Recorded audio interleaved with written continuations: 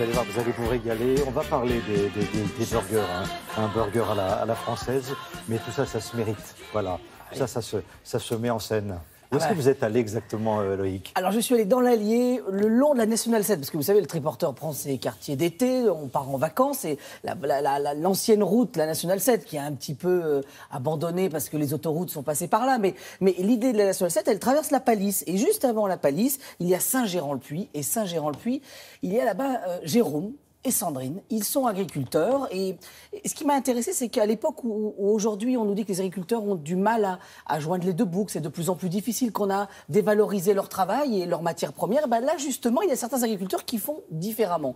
Et Jérôme et Sandrine, ils font différemment, c'est-à-dire qu'ils produisaient de la céréale, ils élevaient du charolais, des viandes charolaises, de la race charolaise, et l'idée en fait c'est qu'ils se sont dit, bah, on a des steaks hachés, on a de la farine, enfin du blé, on pourrait en faire de la farine, ensuite du pain et on pourrait faire des burgers. Et ils se sont mis à faire des burgers. Et l'idée, en fait, c'est qu'on supprime tous les intermédiaires. Et donc, si on supprime les intermédiaires, ben, on redonne de la valeur à son travail. Le burger n'est pas plus cher qu'un autre burger.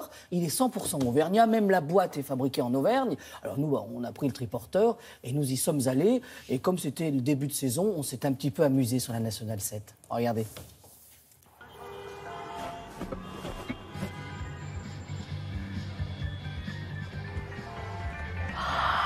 Les bouchons de la Nationale 7. Aujourd'hui, le triporteur est sur la route des vacances et forcément, sur la N7 à la Palisse, il y a des bouchons.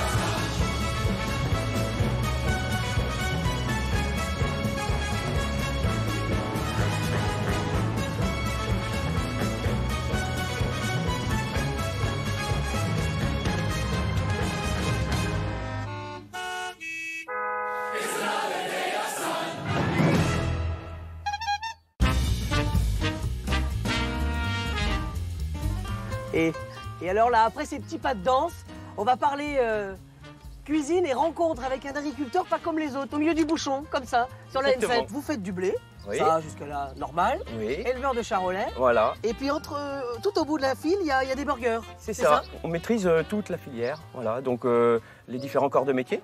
Donc on part effectivement de l'élevage et on va transformer notre bœuf en steak haché en partie, bien sûr.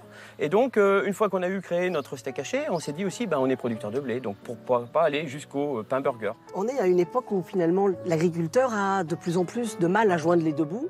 Est-ce que supprimer tous ces intermédiaires, c'est pas un moyen de reprendre de la valeur ajoutée pour vous, en fait, de gagner votre vie, tout simplement? On valorise directement. Ça nous a permis aussi de garder du monde sur la ferme. Il y a combien de personnes qui travaillent avec vous, là? 3 temps plein et 1 temps partiel. Ah oui, donc en fait, derrière un burger, il y a de l'emploi. Ah oui. Germaine, est-ce que ça se débouche, le bouchon, là, regardez? Ah oui, ça se débouche, là, ça y est, tout le monde a la soupe.